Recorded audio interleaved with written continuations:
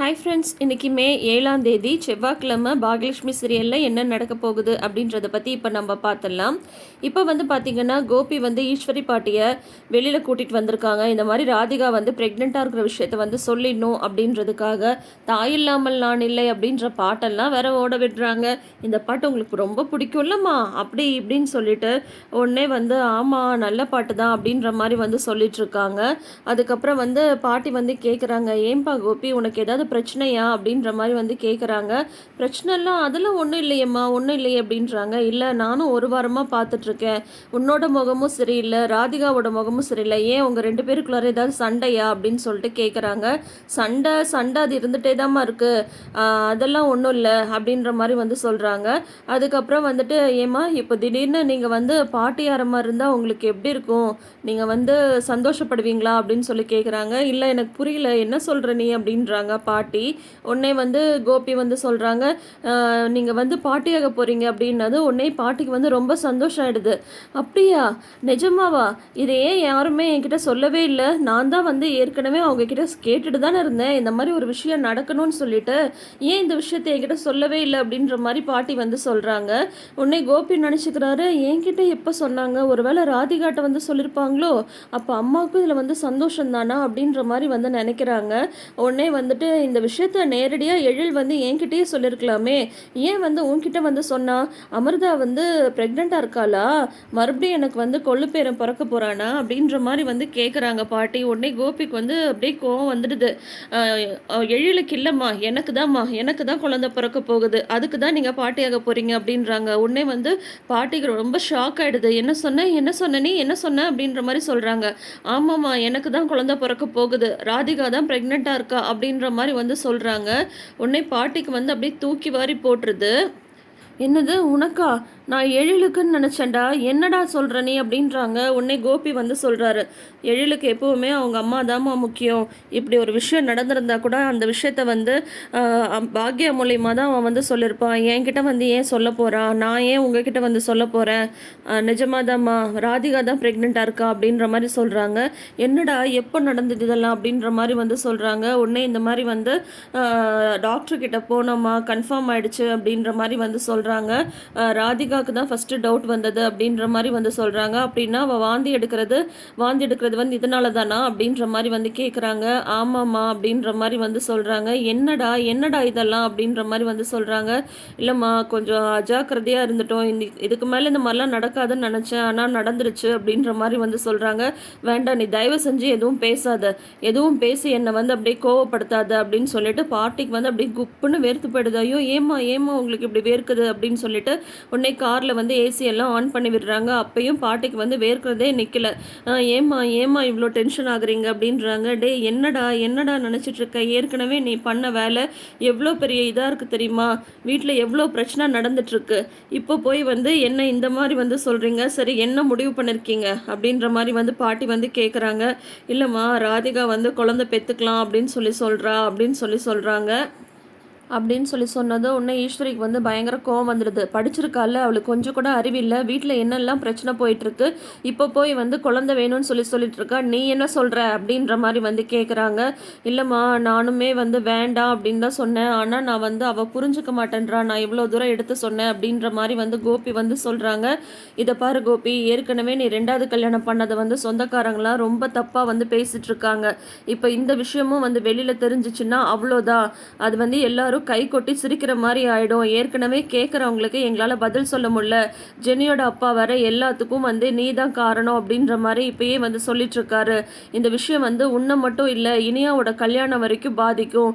ஏற்கனவே செழியனுக்கு கல்யாணம் ஆகிடுச்சு, குழந்தை இருக்குது, எழிலுக்கு கல்யாணம் ஆகிடுச்சு, எப்போ வேணால் அமிர்தாவுக்கு குழந்தை பிறக்கலாம், அடுத்தது இனியாவுக்கு வர இன்னும் 2-3 வருஷத்தில் கல்யாணம் பண்ணணும், இவ்வளோ பிரச்சனை இருக்கும்போது இப்போ இந்த குழந்தை தேவையா உனக்கு, நான் சொல்கிறத கேளு, அம்மா சொல்கிறத கேளு, இந்த குழந்தை வந்து வேண்டாம் அப்படின்ற மாதிரி வந்து சொல்கிறாங்க.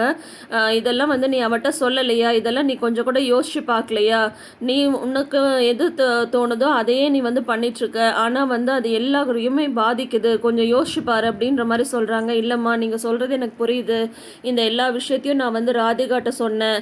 ஆனால் வந்து எங்கள் 2 பேருக்குமான உறவுக்கு வந்து ஆதாரமாக அந்த குழந்தை வந்து இருக்கணும் அப்படின்னு சொல்லிட்டு அவள் சொல்கிறா அப்படின்னு சொல்கிறாங்க. அவளுக்கு என்ன பைத்தியம் பிடிச்சிட்ருக்கா? அவளுக்கும் குழந்தை இருக்குது, உனக்கும் பசங்க இருக்காங்க, அதுவும் வளர்ந்து கல்யாணம் ஆன பசங்க இருக்காங்க. இப்போ போய் குழந்தை வேணும்னு சொல்கிறா அப்படின்னு சொல்கிறாங்க. நான் சொன்னேம்மா, நான் சொன்னதுக்கு எங்கள் 2 பேருக்கும் இருக்கிற ஒரு அண்டர்ஸ்டாண்டிங்க்கு குழந்தை வேணும்னு சொல்கிறா அப்படின்ற மாதிரி வந்து சொல்கிறாங்க. என்னடா இது, என்ன இந்த பைத்தியக்காரத்தனம்? இது மட்டும் நடந்ததுன்னா என்னெல்லாம் பிரச்சனை வரும்னு தெரியுமா உனக்கு? நீ வந்து உன் பசங்க கூட இல்லாமல், எங்கள் கூட இல்லாமல், வேற எங்கேயோ தூரமாக இருந்தால் இதை பற்றி யாருமே எதுவுமே நினைக்க போகிறது கிடையாது. அப்படியே இருந்தாலும் இப்போ நீ பெற்றுக்கிட்டனாலும் உன் பசங்கள்லாம் உன்னை வந்து வெறுத்துடுவாங்க. என்னாலையும் உங்கள் அப்பாவாலையும் இதை வந்து ஏற்றுக்க முடியாது. எங்கள் யாருக்குமே நீ வேண்டான்னு நாங்கள் முடிவு பண்ணிடுவோம். அது உனக்கு பரவாயில்லையா அப்படின்ற மாதிரி வந்து பாட்டி வந்து சொல்கிறாங்க. உடனே வந்து இல்லைம்மா, முடியாது. எந்த ஒரு கட்டத்துலையும் எந்த ஒரு காரணத்துக்காகவும் என் அப்பா அம்மாவையும் என் பசங்களையும் என்னால் வந்து விட்டு கொடுக்க முடியாது அப்படின்றாரு கோபி. அப்படின்னா இந்த குழந்தை உனக்கு வேண்டாம் அப்படின்ற மாதிரி வந்து சொல்கிறாங்க. அப்படியே கோபி வந்து டல்லாயிடுறாரு. உடனே பாட்டி வந்து சொல்கிறாங்க, பாக்யா வந்து செழியன் வந்து வயிற்றில் இருந்தப்போ இந்த விஷயத்த வந்து என்கிட்ட சொன்னான். அப்போ வந்து எனக்கு ரொம்ப சந்தோஷமாக இருந்தது. எழிலுக்கும் அப்படி தான், இனியாக்கும் அப்படி தான். நான் ரொம்ப சந்தோஷப்பட்டேன். இப்போது ஜெனி வந்து சொன்னப்போ கூட நான் அவ்வளோ சந்தோஷப்பட்டேன். இப்போ அடுத்தது அமிர்தா வந்து சொன்னாலும் நான் அவ்வளோ சந்தோஷப்படுவேன். எல்லாத்துக்குமே நான் சந்தோஷம்தான் படுவேன். ஆனால் இந்த விஷயத்துக்கு என்னால் சந்தோஷப்பட முடியல. நான் பார்த்தேன் கோபி உன்னோட கண்ணில். நான் வந்து ஒரு நிமிஷம் சந்தோஷப்பட்டதும் நீ வந்து உனக்கு வந்து சந்தோஷமாக இருந்தது. நீ வந்து தப்பாக புரிஞ்சுக்கிட்ட. நான் நினச்சது வந்து எழிலுக்குன்னு நினச்சிட்டு தான் நான் சந்தோஷப்பட்டேன். ஆனால் நீ சொல்லுவேன்னு சொல்லிட்டு நான் கொஞ்சம் கூட எதிர்பார்க்கவே இல்லை. வேண்டாம், இந்த குழந்தை வந்து வேண்டாம். நான் சொல்கிறத கேளு. இன்னொரு விஷயத்தையும் நீ வந்து புரிஞ்சுக்கோ. இப்போ என்னால் வந்து உன்னை பற்றி மட்டும் யோசிக்க முடியாது.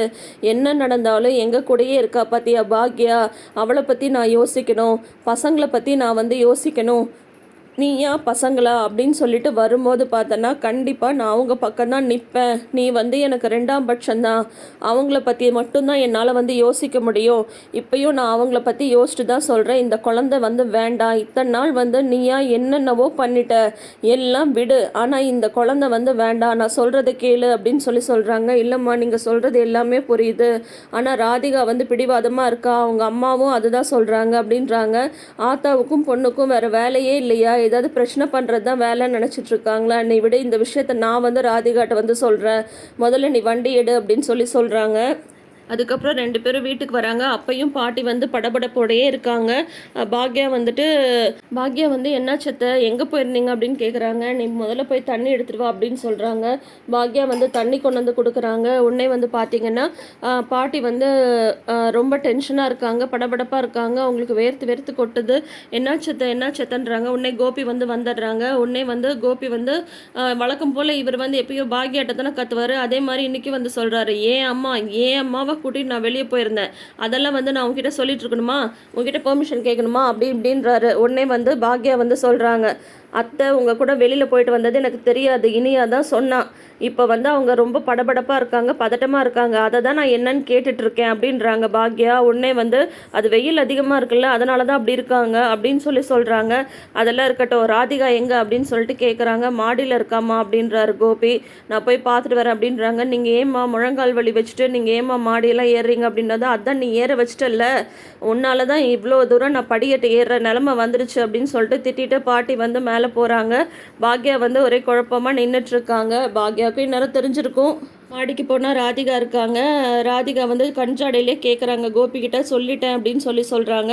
கோபி எல்லா விஷயத்தையும் சொன்னான். அவனுக்கு எத்தனை மாதம் ஆகுது அப்படின்னு சொல்கிறாங்க. 2 மாதமாக இருக்கும்னு நினைக்கிறேன் அப்படின்றாங்க. அவங்க 2 மாதம் தானே ஆகுது. சரி, ஒன்றும் பிரச்சனை இல்லை, இந்த குழந்தை வேண்டாம், கலைச்சிடு அப்படின்னு சொல்கிறாங்க. என்ன சொன்னீங்க அப்படின்றாங்க ராதிகா. இந்த குழந்தை வேண்டான்னு சொன்னேன் அப்படின்றாங்க. அதை முடிவு பண்ண நீங்கள் யார்? அதை பற்றி முடிவு பண்ண வேண்டியது நானும் கோபியும் அப்படின்னு சொல்கிறாங்க. இந்த பதிலை கேட்டுட்டு அப்படியே ஈஸ்வரி பாட்டி வந்து ஷாக் ஆகி நிற்கிறாங்க. ஸோ நாளைக்கு கண்டிப்பாக ராதிகாக்கும் ஈஸ்வரி பாட்டிக்கும் ஒரு வாக்குவாதம் இருக்குது. என்ன நடக்க போகுதுன்றதை வெயிட் பண்ணி பார்த்து தெரிஞ்சுக்கலாம். தொடர்ந்து வீடியோஸ்க்கு நம்ம சேனலை இப்போயே சப்ஸ்கிரைப் பண்ணிக்கோங்க.